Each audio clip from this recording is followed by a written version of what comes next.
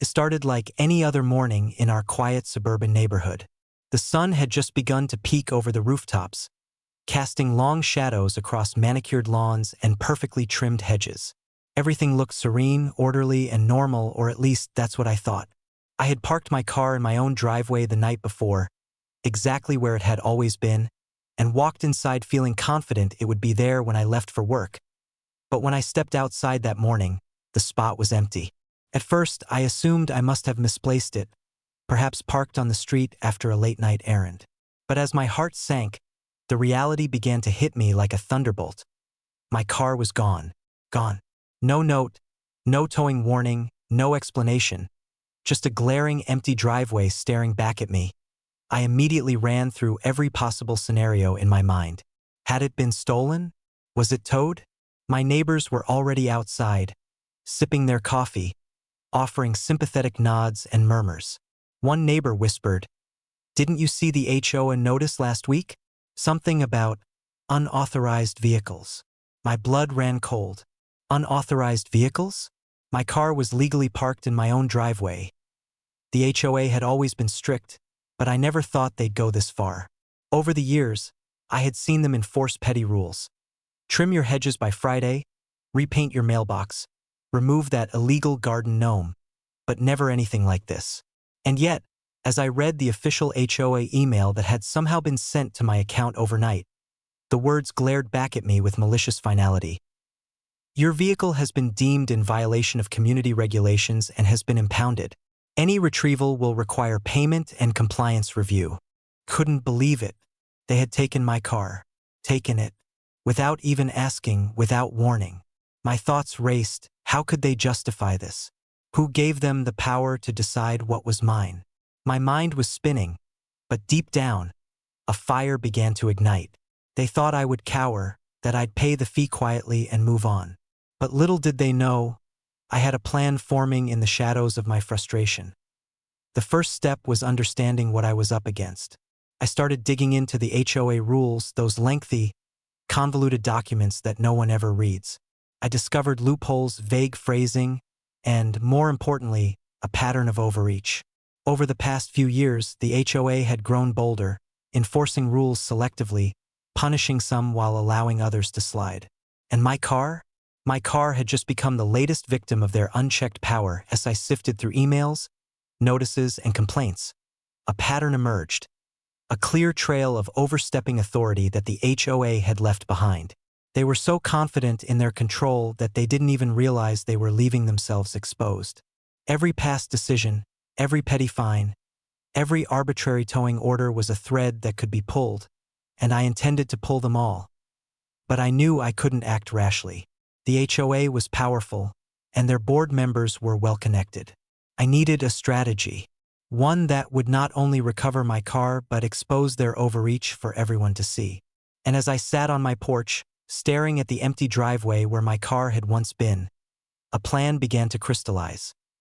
The first move was simple but crucial: documentation. I took photos of my driveway, noting the precise measurements and angles. I recorded timestamps from security cameras I had installed months ago for minor incidents, tiny footage that would become invaluable. I gathered all correspondence with the HOA, every email, letter, and vague warning about parking and community standards. Everything would be evidence, everything would be proof. Meanwhile, the HOA had likely assumed I was panicking, maybe even paying the fine online without question. But patience was my ally. I started quietly reaching out to neighbors, some who had experienced similar issues, some who had witnessed the HOA's heavy-handedness firsthand. Stories poured in: cars towed without notice, fines levied unfairly, personal property interfered with. Each tale added fuel to the fire. This was bigger than just my car. It was a pattern, a system of control and intimidation, and it was about to be exposed. By mid-afternoon, my resolve hardened. I wasn't just going to get my car back. I was going to make the HOA regret ever touching it. Social media, legal avenues, public exposure, all of these would be my weapons. And somewhere, I knew, there was the perfect opportunity waiting to tip the scales as the sun dipped behind the rooftops and the neighborhood settled into evening. I sat in my empty driveway, plotting my next move. The HOA thought they had won, that I would quietly accept their punishment. But what they didn't realize was that the quiet ones often plan the loudest comebacks. My car was gone, but my fight had just begun. And when the next morning came, the HOA would learn that underestimating me had been their first and biggest mistake. By the time dawn broke the next morning, the quiet resolve from the previous night had hardened into something sharper, determination mixed with strategy. The HOA had crossed a line they couldn't uncross. They had taken my car, but they had also handed me the perfect opportunity to expose everything they'd been hiding behind their polished newsletters and spotless landscaping rules. This wasn't just about a missing vehicle anymore. This was about power, who had it, who abused it, and who was finally ready to take it back. The first step in my counterstrike was gathering undeniable evidence, the kind that didn't leave room for excuses or loopholes. I spent hours reviewing footage from my security cameras. Every angle of my driveway had been captured, every second of the night leading up to the disappearance. And there it was, headlights flashing in the dark, a tow truck backing into my driveway at exactly 3:17 a.m. The entire process took less than 5 minutes. No knock on my door, no attempt at contact, no emergency situation that warranted such a drastic action. The footage was my golden ticket. The HOA had no authority to remove my car without due notice, and even if they claimed otherwise, the timestamp proved their actions were orchestrated outside reasonable hours, something explicitly discouraged in their own community regulations. Next came the paperwork. I combed through every clause in the HOA bylaws, marking lines that contradicted their actions. The more I read, the more I realized their enforcement was built on intimidation rather than legality. Half the rules were vague, poorly worded, or enforced selectively. And if there was one thing I knew for certain, selective enforcement was the HOA's Achilles heel. But collecting evidence wasn't enough. I needed a bigger impact, something that could break through the HOA's polished veneer and expose them publicly. That's when I decided to take the fight online. I created a detailed post for a neighborhood community forum that many residents used to share updates. It wasn't a rant, nor was it emotional. It was factual, calm, and supported by evidence. I laid out the timeline, the footage, the bylaws, and the consequences of what the HOA had done, not just to me but to others as well. I included examples from neighbors, anonymized but accurate, of their cars being towed without notice, fines issued without proper justification, and property rights violated without accountability. The impact was immediate. Within hours, the post started gaining traction. Neighbors began sharing their own experiences, stories that mirrored mine, stories that were even worse. Some had been too afraid to speak up before. Others simply assumed they were alone. But as comment after comment appeared, it became clear that the HOA had underestimated not just me, but the entire neighborhood. Word spread to local social media groups, then to regional forums, and before long, the story had taken on a life of its own. People were angry, indignant, and ready for change. Some demanded answers. Others demanded resignations. And while I hadn't stated it outright, everyone could see that the HOA had built their power on silence, and now that silence had been shattered. But the biggest turning point came that afternoon when a local journalist reached out. They had seen the online backlash and wanted to investigate. The HOA, once a small neighborhood authority, now faced scrutiny from outside its borders. The journalist asked for an interview, and while I remained calm and factual, I made sure every detail was clear.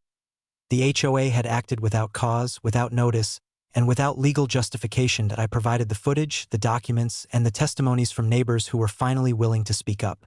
The journalist was stunned by the sheer volume of material. What began as a simple article about a possible HOA mistake began evolving into a full-blown investigation into corruption and abuse of power. Meanwhile, the HOA scrambled to regain control of the narrative. Their first attempt was a carefully worded email sent to all residents, insisting that the towing had been necessary for safety concerns. But the community wasn't buying it. They had seen the footage. They had read the bylaws. They knew the truth. The email only made things worse. The comments under the statement were brutal, calling out contradictions and demanding transparency. With each hour that passed, the story grew larger. People from outside the neighborhood joined in, sharing their own HOA horror stories, pushing the narrative into broader platforms. Soon, the story wasn't just local, it was trending. But through it all, I still didn't have my car back. And that, I realized, was the final piece of the puzzle. Using everything I had gathered, I filed a formal complaint not just with local authorities, but with state regulators who oversaw HOA conduct. I submitted every piece of evidence: footage, documents, testimonies, timeline reports.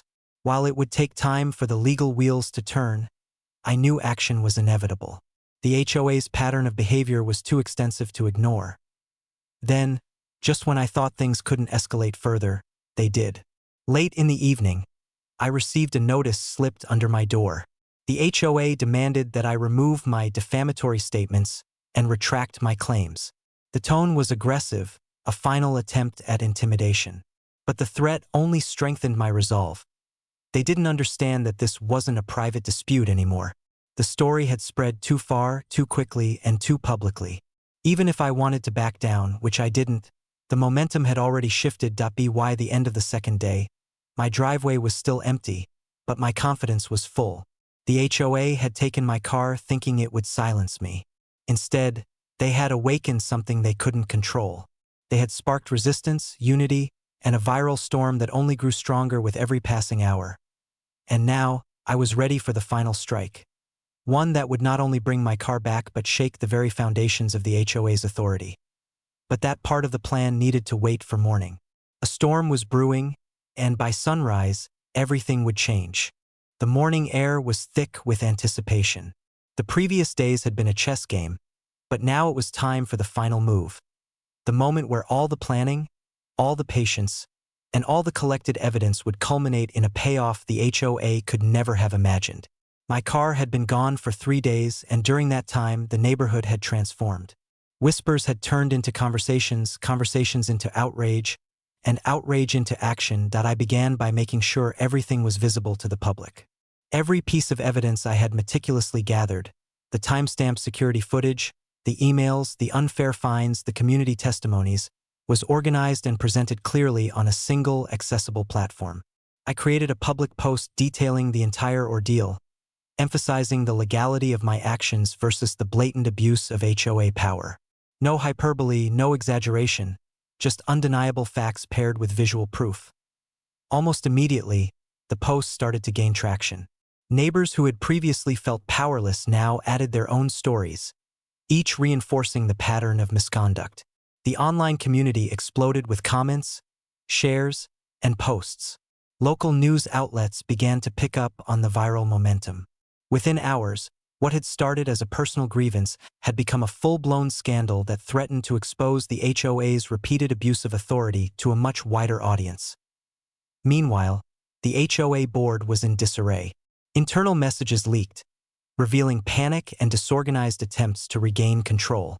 They had underestimated me, assumed that fear or financial pressure would silence me, and in doing so, they had made a fatal error. Every misstep they had made over the years was now laid bare. Every overreach, every arbitrary fine, every towing incident, they were all open to scrutiny. But I wasn't done yet.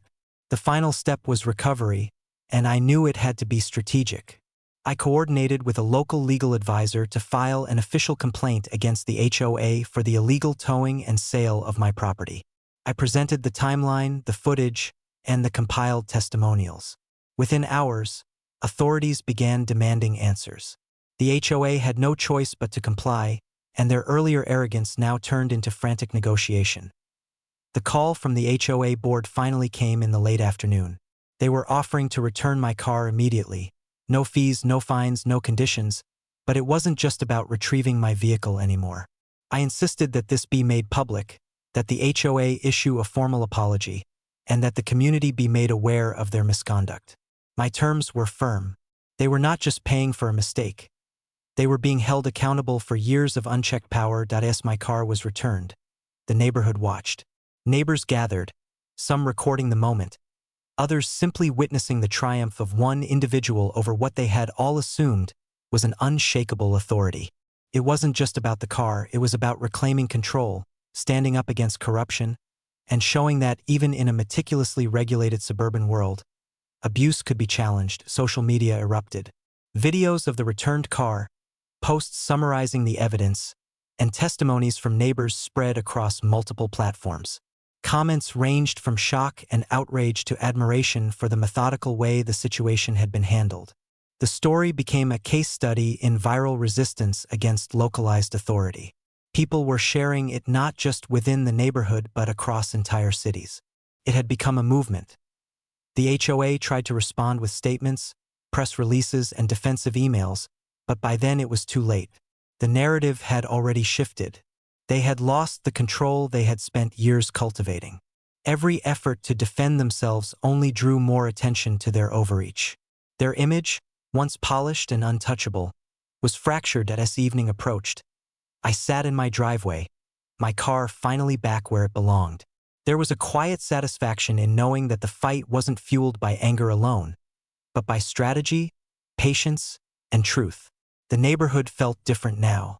People were emboldened, no longer afraid to speak up when rules were applied unfairly. The HOA had been reminded that authority comes with responsibility, and that abuse of that authority would no longer be tolerated silently. Looking back, the ordeal had been more than just about a missing car. It had become a story of empowerment, of standing up to seemingly unassailable forces and exposing wrongdoing through calm, calculated action. It was a lesson in perseverance, planning, and the power of community when one voice refuses to be silenced. The viral chaos that ensued was not an accident. It was the product of careful planning, methodical execution, and unwavering resolve.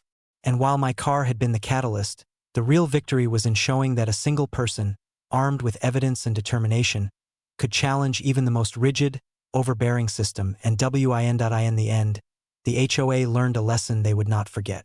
And as for me, the victory wasn't just about reclaiming my car. It was about reclaiming justice, setting an example, and ensuring that no one else in the community would ever feel powerless against unchecked authority again.